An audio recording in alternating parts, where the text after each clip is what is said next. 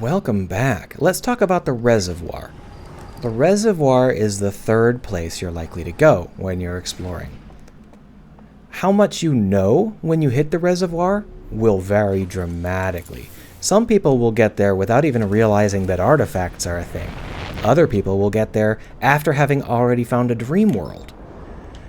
Being able to, sort out what the player knows and make an area that will work for all kinds of players regardless of their level of knowledge is a little bit of a challenge, but the easiest way to do it is to make the point of the area have nothing to do with what the player may or may not know.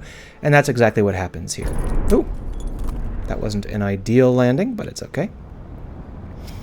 So the point of the reservoir isn't to be a place that changes depending on how much you know. It's a place that will simply show you the prison, the bell. So the whole point is they want you to get there at just the right time so that you will see the bell emerge from the water. And that's the main point of the reservoir. I mean, aside from the fact that it floods everything, which is also a pretty significant element, but that's not something you need to see. It's just something that needs to happen. Anyway, first thing we're going to do is we're going to grab an artifact because I want to show you it. And the only easy way to find an artifact is here, at least at the moment. In these first three locations, the only easy place to get an artifact is from this hut. Go! Thank you. Are you kidding me? Go! There we are. Have an artifact. I think my controller is getting a little bit grumpy. It's very rarely properly triggering the full boost. That's fine though. Now that we have an artifact, we're going to head downstream. So, because they want you to see the bell come out of the water, they would prefer to have you get to the reservoir when there is still plenty of water in it, before the dam breaks.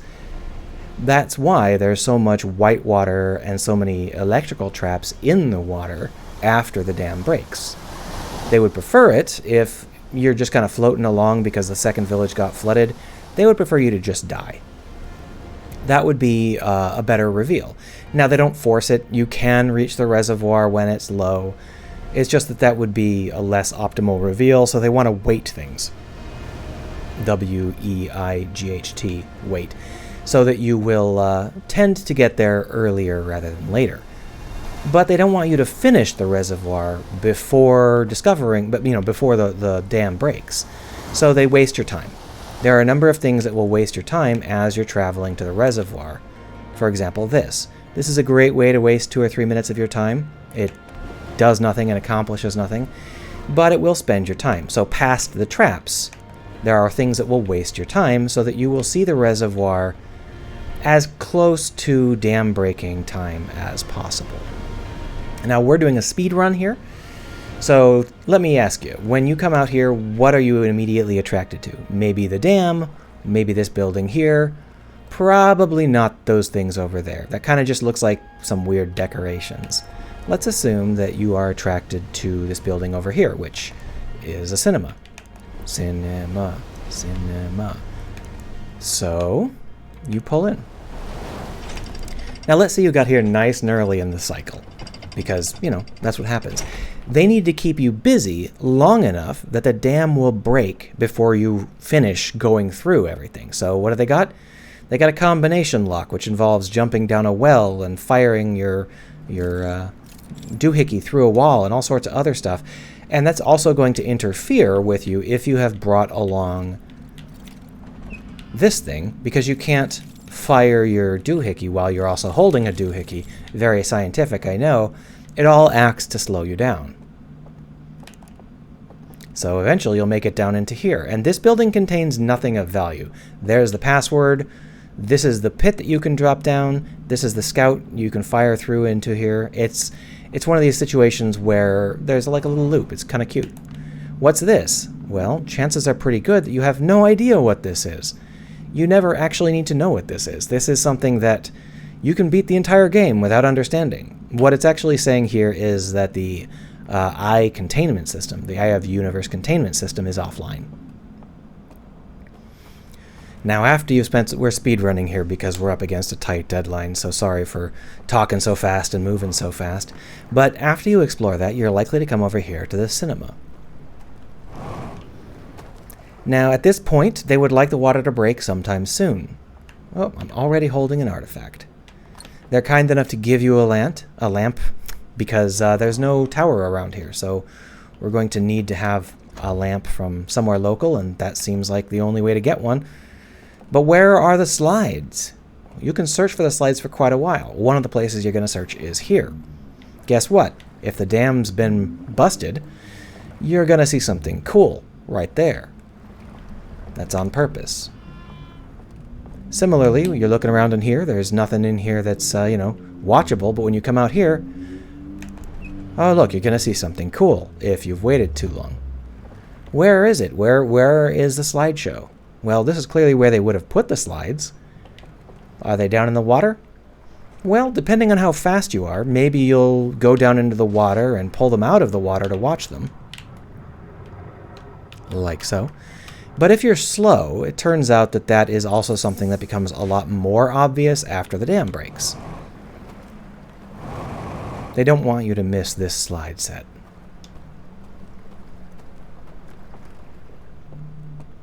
Oh, come on.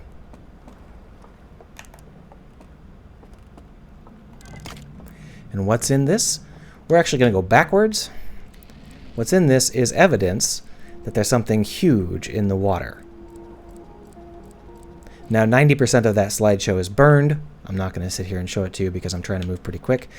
But the point there is that they're telling you there's something at the end of those chains, and you'd better, pay attention. You want to look at the end of those chains. Now, if you are here early enough, you might go to those chains before the water empties out. But I don't think so. I think that you're very, very likely to only visit those chains after the water has broken for the first time. It's just the way of things. Now, another option is that you might go over there to explore that area. But we're actually going to put that off for a minute. We're going to go to the dam instead. Now, this is not representative of when you would explore the dam. This is just a useful time for us to explore the dam. I think that for most players, dam exploration probably comes after bell exploration. The easiest way to get up onto the dam is this. If you are slow and you don't realize what's going on, you could easily get ferried all the way back to the starting position. There's the places where we start, and there's the first village. Because that's the point of that. That's the way to get you across the dam. But it's also the way to get you into the dam. And I think that nearly everybody is going to quickly realize that the dam is worth visiting, at least conceptually. There's got to be something interesting in the dam, right? Well, yes and no. The dam is probably the weakest part of the game, in my opinion. At least early game. There's some rooms here that are fun to look at, but they don't contain anything. You let me know if I missed something. But these rooms are pointless. This room down here technically does tell you something if you hang around for an extremely long period of time. Ooh, what a glitch. This room will tell you, if you hang around here for a really long time, it will tell you that this is moving away from the sun. The sun is heating up to supernova, and you are moving away from it. This is presumably the safety limit.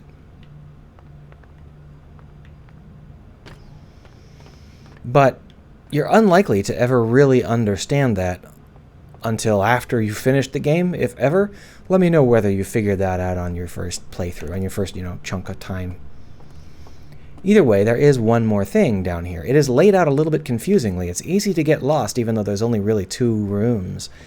But this is probably why you're here. This is an elevator. It might be the first elevator you see. It's probably the first elevator that you see. We'll talk more about that next episode. Where does this elevator go? Well, it's the secret entrance straight back here to your ship. There's the entrance we went in. There's the ship. Oh my gosh, it was just hidden right back here. How cute. It is cute, but it has a problem. There's no reason to ever use this elevator. This elevator is basically useless. You never need to go to the dam. There's nothing at the dam of any value. if you wanted to go to the dam in order to go to the bell, then you wouldn't be able to get one of these. So because you wouldn't be able to have an artifact, there's no point in going to the bell. As far as I can tell, there is absolutely zero reason to ever come out onto the dam. I mean, normally you come out right down there. That's our normal entrance right there. So why would you ever want to be on the dam? I guess because you might want to visit this end of things, but you can't go that way. The water is flowing the wrong direction, so why? Why would you ever go to the dam? Don't know. Let me know if you know of a reason why that is of any value at all. I just can't see it. Anyway, now let's go over here. Whether you dock or jump up onto it is the same. I'm purposefully not noticing the thing at the end of the chains there. There's only one building here. And this one building has a bunch of holes in it that reveal glowing things, so you absolutely can't miss the fact that there is something inside. They're arranged specifically so that you're going to see the glow as you're looking around somewhere else. See? It's hard to miss. This has nothing here, but you're not going to, hopefully, you're not going to miss the fact that there is a basement. And how long will it take you to figure out how to get inside the basement?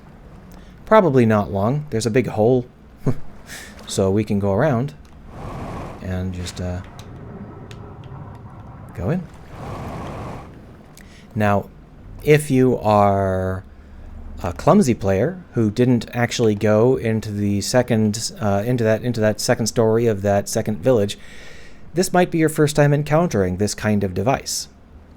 Either way, you're going to learn how it works now. And if you came here rather than seeing the slideshow, you're going to realize there's something funky at the end of those chains, something with an interior, something you can go in the bottom of. Ooh, interesting, right? Good stuff. But there's really nothing else in here. As far as I can tell, this building's sole purpose for existing, like all the buildings in this area, is just to make sure that you understand that this bell exists, and to delay you long enough that you will see the bell come out of the water when the water breaks, when the dam breaks. Now, the dam breaking is something that should happen soon, but we really went fast. So let me just reframe what we did. Let me go over it one more time. You come out over there. It's always going to be over there on your first visit. You probably explored that area over there. There was one building which contained a completely indecipherable table, glowing table, and a lock that will waste 2 or 3 minutes of your time. And then there was a cinema, which will also waste 2 or 3 minutes of your time and tell you that this bell is cool. If you come over here, same, and they're going to tell you the bell is cool. And now the whole point here is that they're building up to you seeing this. Their hope is that this will happen in the middle of your explorations. You will see this bell emerge from the water. And I've chosen a really ugly place to stand, but you can see that it really does come out like that. It's pretty cool.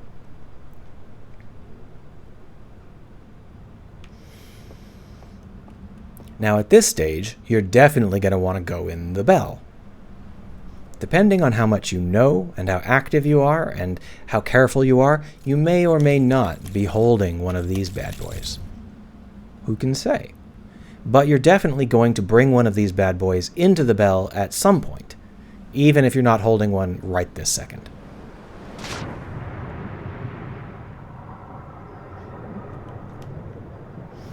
And I think that for most people, this bell is the first time that they see this fire.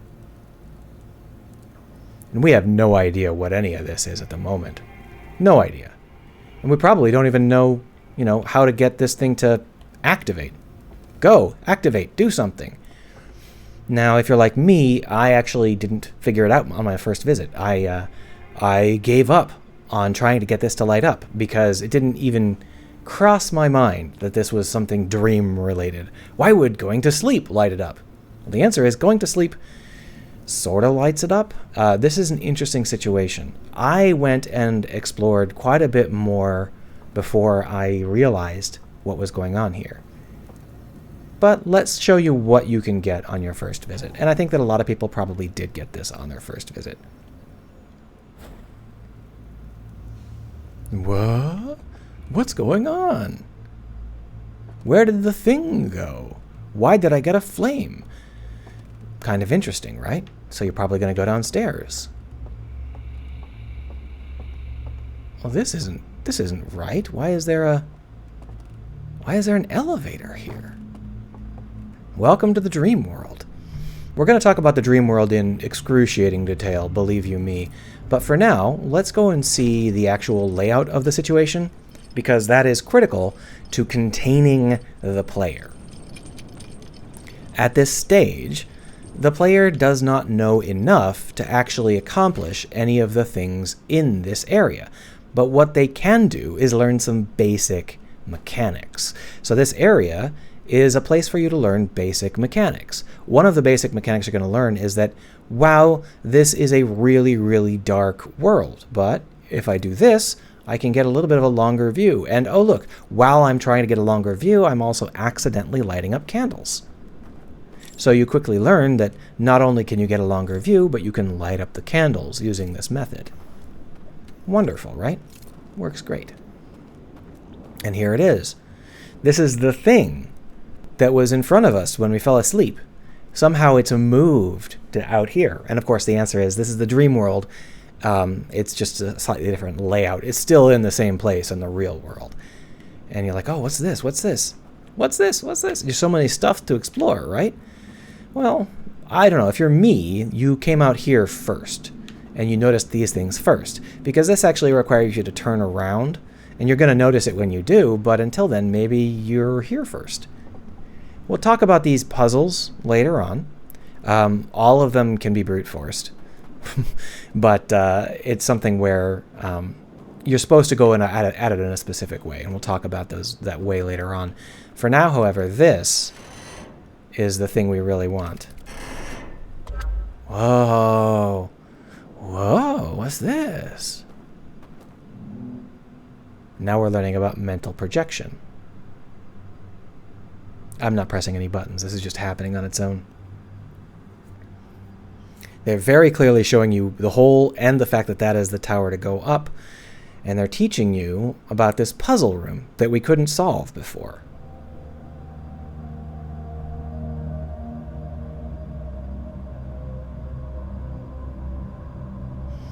Now this guy picks up an artifact, tells us to stay, and leaves with an artifact that's not on fire.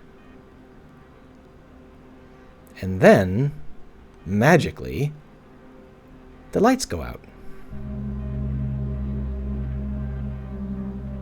And we can go through. So, I think that is maybe the weakest of the puzzles in terms of solvability, because they don't really lay it out for you. And I'm okay with that. I'm okay with them giving you a hint that doesn't lay it out for you. But then what you need to do is you lay it out in full behind some other puzzle somewhere else so that you never fail to solve that puzzle. That's a puzzle I didn't solve until after I'd beaten the game.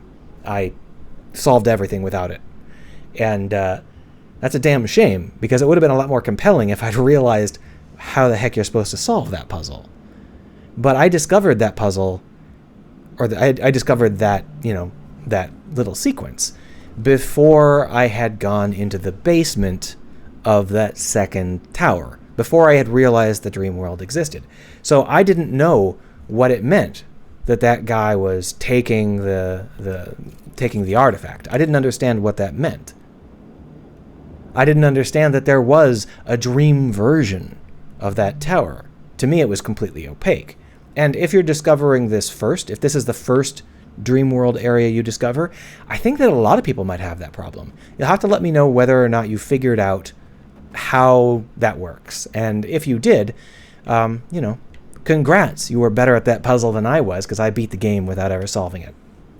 Now, if I'd ever come back here and watched that again, I would have been able to solve it, because I would have known a little bit more about what that reality means.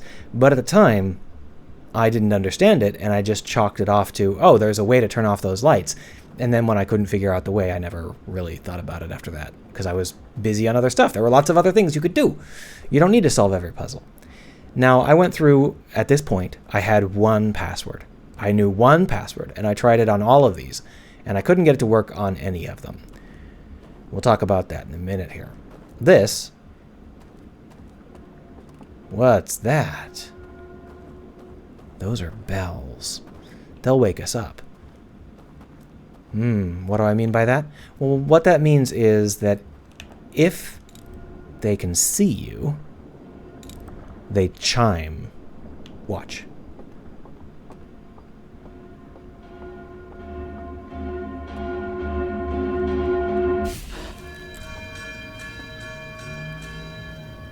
See?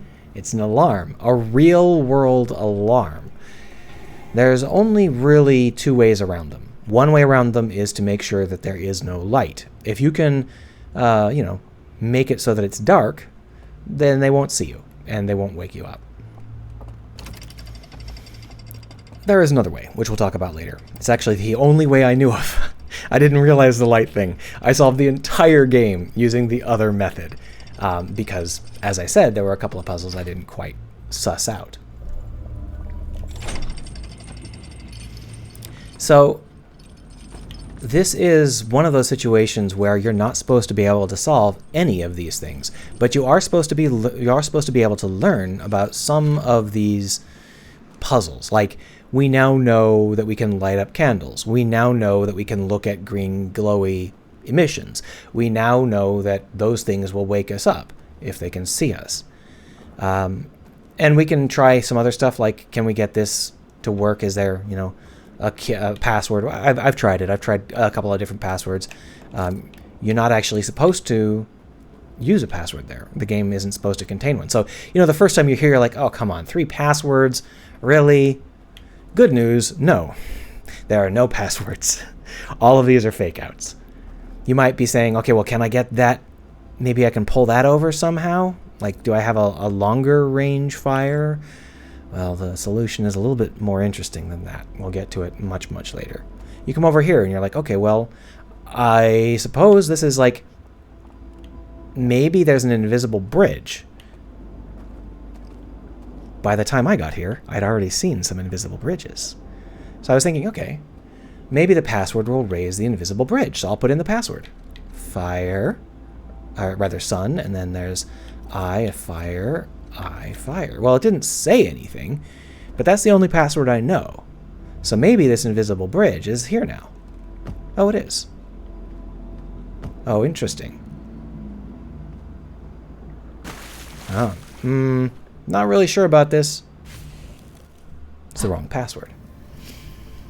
But this is the problem with that puzzle. So we're running into areas where the player is going to have different approaches depending on how much they know. And I basically didn't know shit. So when I found that, I was like, oh, this isn't actually a password. This is just a set of heights. So how are you going to brute force that? You're just going to set each one in turn and then walk out onto them, and if they're at the right height, that's the correct value. That wasn't supposed to kill me. Oh, you know what? I bet yeah, that's fine. Once the sun goes supernova, that stuff, all of the elevators stop working. It's kind of interesting. Anyway, you can solve that puzzle without actually knowing how to solve that puzzle, just by brute forcing it, and it doesn't really take long. It took me half of a cycle to brute force it. But that means I never learned the mechanic that I was supposed to learn. And we'll talk more about that later too. There are a bunch of holes in how this is set up, and we're going to discuss whether that's good or bad as things go on. For me, I'm really interested to know what your progression was at this stage. Did you reach that area? Did you see it in the way that I said you were supposed to see it? Did you see it in some other way? Was that the first place where you saw the green fire? Was that the first place where you figured out, you could go inside? Did you brute force that leftmost solution? I'm just curious, and let me know. See you around.